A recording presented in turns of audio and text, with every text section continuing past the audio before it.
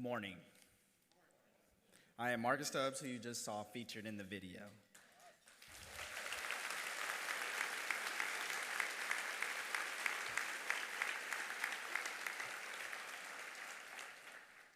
I am here today to share with you how I've been inspired to fulfill my dreams and how, without Volunteers of America, my dreams may not have been fulfilled or seemed within reach. Growing up, my family financially struggled, but my three siblings, my mom, and I were happy. My mom worked endless hours at a job she loved at our church. She made sure we had what we needed, and in most cases, what we wanted. But I knew it wasn't easy. We all did well in school, and we were surrounded by people who loved us.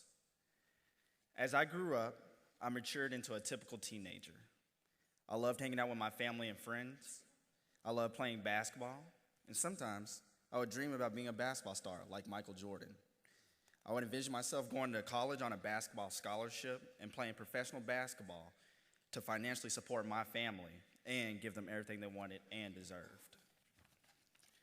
During my sophomore year of high school, our family finances took a matter for the worse. My freshman year, I had to attend a school with uniforms, but then I transferred to Wagner High School where we wore everyday clothes.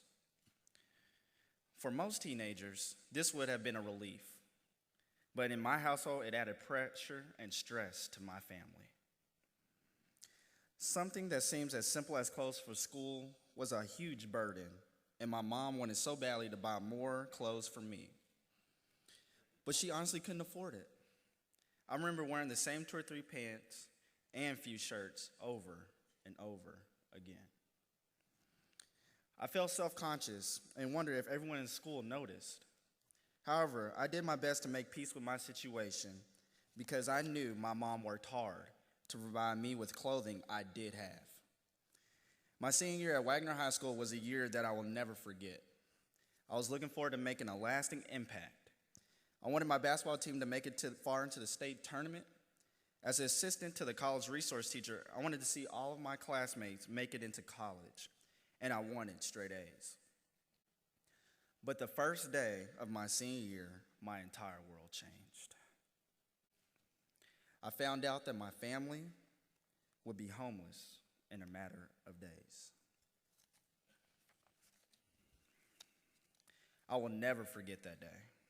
My mom sat down with me and my younger siblings, who were at the time ages 7, 15, and 16. She told us she could no longer pay rent on our apartment and that we had to move in with our best friend. She told us we had to share beds or even sleep on the floor. I was shocked. I had no words. I didn't know what to do. All I could think about was I never thought I would be homeless. Everything in front of me and my hopes and dreams now seemed impossible. Through all this, my mother made sure we stayed together and assured us that we could handle anything. My mother continued working at church, and she made sure we had food on the table. Mom was a solid rock. My mom is here with me today.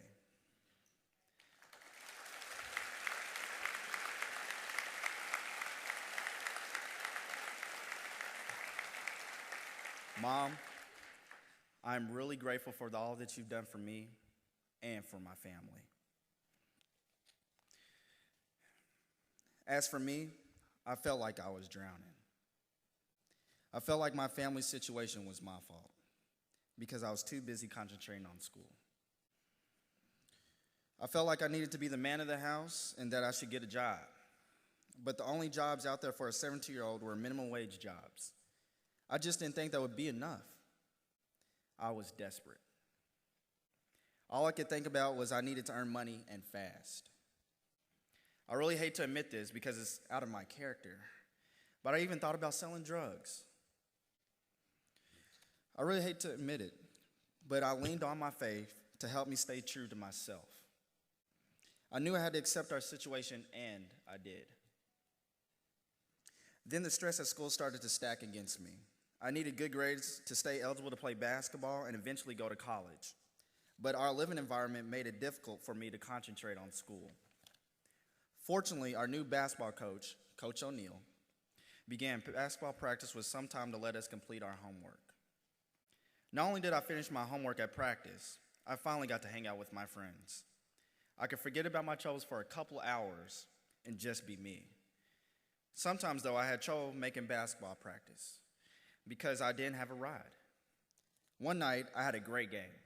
After I guarded the opposing team's best player, after the game, Coach O'Neal told me I was sure to make the starting lineup. But the next day, I couldn't get to practice. And I lost the starting position. I didn't want to explain to Coach O'Neal, or frankly anyone, that I was homeless, but hiding it was becoming harder. You have no idea how humiliating it was to see your friends with iPhones, expensive shoes, and some getting new cars, and I didn't even have a home. I couldn't even go to pick up basketball games because I had no ride. I couldn't invite my friends over to my house. I lived in constant fear that they would find out my family's secrets. While all this was going on, it felt like I was living in two different worlds. I imagine many of you in this room have been through difficult times at some point in your life. And despite going through a hard time, you put on your best game face for your coworkers, for your friends, and maybe even your family members. Well, that was me. I put on my game face. I presented to my friends and teachers that my life had not changed and that my life was perfectly fine. I was even nominated and crowned the basketball homecoming king during this time.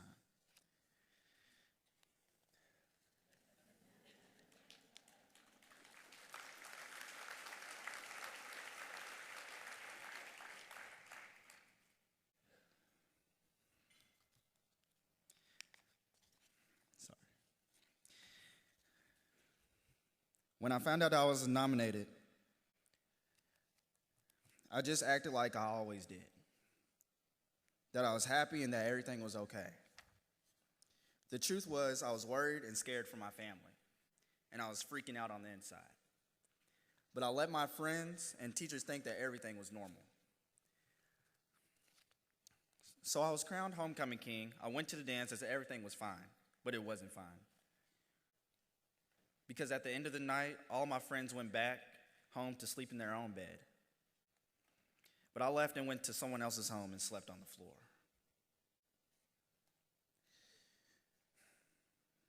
After living with my mom's best friend for 5 months, Mom realized she needed help. She found Volunteers of America's Louisville Family Housing Services. It was the only place we could stay together as a family and get help when we needed it. At first, I did not consider moving to Volunteers of America a good thing. My first day there, it felt like a jail cell. There was a curfew and rules on top of my mom's own set of rules. I felt like someone had officially stamped the word homeless on my forehead. My fear of my friends or teachers finding out grew even more intense. A word I would be laughed at or people would think less of me. After a month or so, my family adjusted. The four of us were together, and honestly, that was the most important thing. My siblings and I participated in the Study Buddy program to complete our homework every night. My mom went to the PNC financial empowerment classes and to life skill classes. She worked towards saving every penny and securing our own housing. My mom constantly emphasized that education was our key to financial freedom. My life actually started to get a little easier. My grades were good and I had a lot of friends. I was doing well on the basketball team. Coach O'Neal helped me rides on the way to practice, but I always had him drop me off a couple blocks away so that no one would know where I was staying. The one day I thought my whole world was going to collapse. That day at Volunteers of America, I saw my basketball coach. My heart sank. Coach O'Neal was on tour with Bellarmine University graduate class, and not only did I see him, he saw me too. All I could think is I did not want anyone to know. I don't think Coach O'Neal wanted to, I don't think Coach O'Neal knew what to do. So we just talked. I since Coach now understood why I missed practice, but I then started to worry about my next day back at school. I worried everyone would know people would treat me different, but no one judged me, and all of a sudden, I felt like a weight has lifted off my shoulders. My status of being homeless was one less thing I had to worry about, knowing I had someone on my side. After that, it was easy for me to open up to other staff at school. The support I received from counselors and teachers at Jefferson County Public Schools was more than I've ever imagined, and I wish I'd opened up to them sooner. After living at Volunteers of America for a while, I realized I had a network of support right here. I just didn't see it until I came to see through the fog of the label of being homeless. The staff there wanted us to be successful. They believed in me. They recruited me to help tutor the younger kids in the study buddy room. I learned I like working with kids and helping them to see their potential. The staff at both Volunteers of America and JCPS also encouraged me to go for my dreams. They helped me find and apply for college scholarships. In 2012, while living at Volunteers of America, I graduated from Wagner High School, and I received several scholarships to attend college.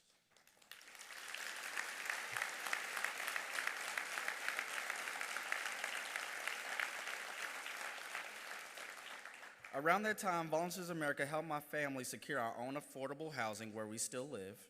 Now that my family had landed back on their feet, I could go after my dreams. I could be the man of the house by getting my education and being a role model to my younger siblings. Today, I am a junior at Western Kentucky University.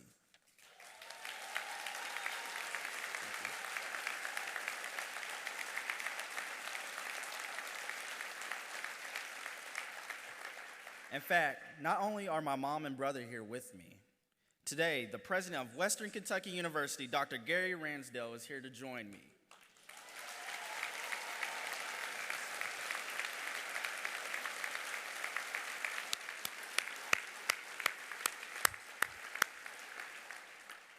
I am a proud hilltopper.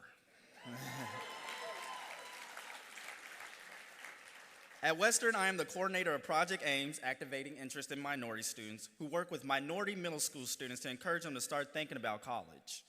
I am also a member of the oldest and largest business fraternity, Alpha Kappa Psi. Yes, there you go.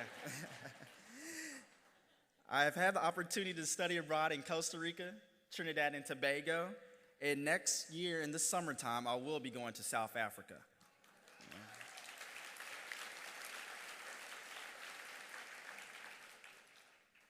I have received several awards, including the 2015 Jefferson County Public School Alumni Award from the Louisville Education and Employment Partnership. And what I'm most excited about are my goals of being a minister, scholar, and a human rights activist.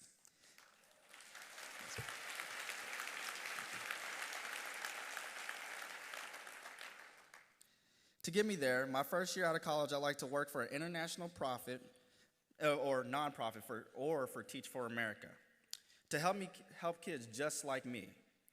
I want to work with high school seniors and encourage them to study abroad. I want to help Western Kentucky University start an African American Research Center on campus. I also plan to go to graduate school. Today, I know all of this is possible. My only concern is how quickly can I accomplish all these things? Hopefully pretty fast. Without Volunteers of America, I might not be enrolled in college. I might not have a set career path. My family and I may be still living with friends or even on the street.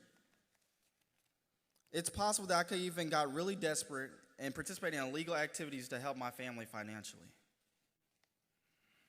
But now, when I visualize a positive influence in my life, I visualize Volunteers of America. And I see everyone that helped me, just like Coach O'Neill, who is still involved with Volunteers of America. I see many other volunteers at helping kids live their lives today, like me, have big dreams for their future. Being here today supports my dreams of being an activist for children and families just like mine. The same way Volunteers of America advocated for me. And now, it is my turn to step up and give back.